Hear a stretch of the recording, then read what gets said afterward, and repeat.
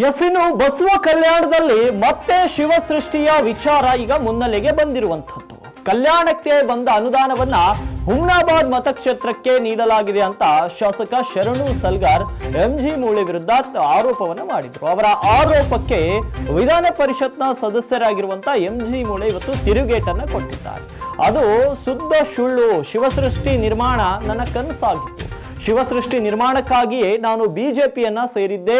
BJP ಸರ್ಕಾರ 10 ಎಕರೆ ಜಾಗವನ್ನ ಯರಡಂಗಿ ಗ್ರಾಮದಲ್ಲಿ ನೀಡಿತ್ತು.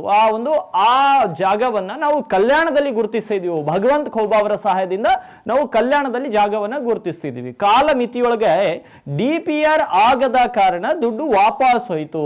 ಅದಕ್ಕಾಗಿ ಆದ್ರೆ ನಾನು ಶಿವಸೃಷ್ಟಿಯ ದುಡ್ಡನ್ನ ಹುಮ್ನಾಬಾದ್ಗೆ ನೀಡಿಲ್ಲ ಅಂತ ಇವತ್ತು ಉತ್ತರ ಕರ್ನಾಟಕ ಸುದ್ದಿ ವಾಹಿನಿಗೆ ಎಂಜಿ ಮೂಳೆ ಅವರು ಸ್ಪಷ್ಟನೆಯನ್ನ ನೀಡಿರುವಂತದ್ದು. ನಮ್ಮ ಪ್ರತಿನಿಧಿ ಮಾತನಾಡಿಸುವಂತಹ ಸಂದರ್ಭದಲ್ಲಿ ಅವರು ಸ್ಪಷ್ಟನೆಯನ್ನ ಕೊಟ್ಟಿದ್ದಾರೆ. ಈ ಕುರಿತು ಶಿವಸೃಷ್ಟಿ ನಿರ್ಮಾಣಕ್ಕೆ 10 ಕೋಟಿ ಅನುದಾನ ಬಂದಿತ್ತು, ಆದ್ರೆ ಕಾಲಮಿತಿಯೊಳಗೆ DPR ಆಗದ ಕಾರಣ ದುಡ್ಡು ವಾಪಸ್ ಹೋಯ್ತು. ಆದ್ರೆ ಶಿವಸೃಷ್ಟಿ ನಿರ್ಮಾಣಕ್ಕೆ ಬಂದ ಹಣವನ್ನ ನಾನು ಹುಮ್ನಾಬಾದ್ಗೆ ಕೊಟ್ಟಿಲ್ಲ.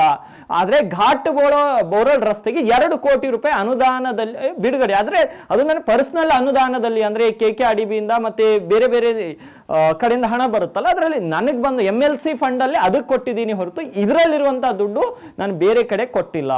ಮತ್ತೆ ಹುಮ್ನಾಬಾದ್ಗೆ ಬೇರೆ ಬೇರೆ ಕಡೆ ಅನುದಾನ ಕೊಡೋದ್ರಲ್ಲಿ ತಪ್ಪಿಲ್ಲ. ನನ್ನ ಏನು MLC ಫಂಡ್ ಅಲ್ಲಿ ಬರುವಂತ ಅನುದಾನ ನಾನು ಕೊಡಬಹುದು ಅಂತ ಹೇಳಿದ್ದಾರೆ. ಹಾಗಾಗಿ ಏನು ಹೇಳಿದ್ದಾರೆ ಎಂಜಿ ಮೂಳೆ ಅವರು ಕ್ವಿಕ್ ಆಗಿ ನೋಡ್ಕೊಂಡು ಬನ್ನಿ. ಅದು ಅರ್ಜೆಂಟ್ ಏನಿದೆ, ಸಣ್ಣ ಪುಟ್ಟ ಕೆಲಸ ಇದ್ದು ಅದು ಮಾಡ್ಲಿಕ್ಕೆ ಇದೆ. ಅದು ಫಾರ್ ಎಕ್ಸಾಂಪಲ್ ಈಗ CM ಪ್ರೋಗ್ರಾಮ್ ಇದೆ, ಎಲ್ಲಿ ರೋಡ್ ಖರಾಬ್ ಇದೆ ಅದು ರೋಡ್ ಮಾಡ್ಲಿಕ್ಕೆ, ಟೆಂಟ್ ಹೊಡಿಲಿಕ್ಕೆ, ಸ್ಟೇಜ್ ಮಾಡ್ಲಿಕ್ಕೆ, ಇಂಥ ಕೆಲಸ ಇದೆ. ಕೋಟ್ಯಾಂತರ ರೂಪಾಯಿ ಕೆಲಸ, 10 ಕೋಟಿ 20 ಕೋಟಿ 50 ಕೋಟಿ 60 ಕೋಟಿ 80 ಕೋಟಿ ಈ ಪ್ರಕಾರ ಕೆಲಸಗಳು ಮಾಡ್ಲಿಕ್ಕೆ ಅವ್ರ ಶಕ್ತಿ ಇಲ್ಲ. ಯಾಕಂದ್ರೆ ಅವ್ರ ಹ್ಯಾಂಡ್ ಇಲ್ಲ, ಮತ್ತು ಅದು ಗೌರ್ಮೆಂಟ್ ಬಾಡಿ ಇಲ್ಲ. ಅದು ಒಂದು NGO ಇದೆ. ಇಷ್ಟೇ ಅದಕ್ಕೆ DC ಅಧ್ಯಕ್ಷ ಇದ್ದಾರೆ, ಬಾಕಿ ಎಲ್ಲ ಔಟ್ಸೋರ್ಸರ. ಸೊ ಅಲ್ಲಿ ಅದು ಕೆಲಸ ಆಗಲ್ಲ ಅಂತ ನಂದು ಸಜೆಷನ್ ಇತ್ತು. ಅದು ಕೊಡಬೇಡ ಅಂತ ನಾನು ಸಜೆಸ್ಟ್ ಮಾಡ್ತಾಯಿದ್ದ. ಯಾರಿಗೆ ನಮ್ಮ MLAಗೆ ಭೀ ಮತ್ತು ಬೇರೆ MLAಗೂ ನೀವು ಅವ್ರಿಗೆ ಯಾಕೆ ಕೊಟ್ಟಿರಿ ಭೀ ಅಂತ ಇದ್ದಿಲ್ಲ ನಾನು. ಇದು ಬೋಗಸ್ ಆಗೋದು ಭೀ ಅಂತ ಇದ್ದಿಲ್ಲ ನಾನು. ಬೋಗಸ್ ಭೀ ಆಗೋದು ಅಂದಿಲ್ಲ ನಾನು, ಶಬ್ದನೇ ಯೂಸ್ ಮಾಡಿಲ್ಲ ನಾನು. ನನ್ನ ಆರೋಪ ಭೀ ಇದ್ದಿಲ್ಲ, ಯಾವ ಕೆಲಸ ಹೆಸರು ಭೀ ನಾನು ಹೇಳಿಲ್ಲ. ನಾನು ಹೇಳ್ತಾ ಇದ್ದೀನಿ, ನಿರ್ಮಿತಿ ಕೇಂದ್ರ ಆ ಶಕ್ತಿ ಇಲ್ಲ, ಆ ಕ್ಯಾಪಸಿಟಿ ಇಲ್ಲ, ಆ ಕ್ಯಾಪಬಿಲಿಟಿ ಇಲ್ಲ. ಸೊ ನಿರ್ಮಿತಿ ಪೀಡ್ ರೋಡ್ ಈಗ ಅಲ್ಲಿನ ಸ್ಟಾಫ್ 88 ಅವ. JE AE EE SC principal secretary. So ಅದು ಸಕ್ಷಮ ಇದೆ, ಶಕ್ತಿ ಇದೆ ಮಾಡ್ಲಿಕ್ಕೆ.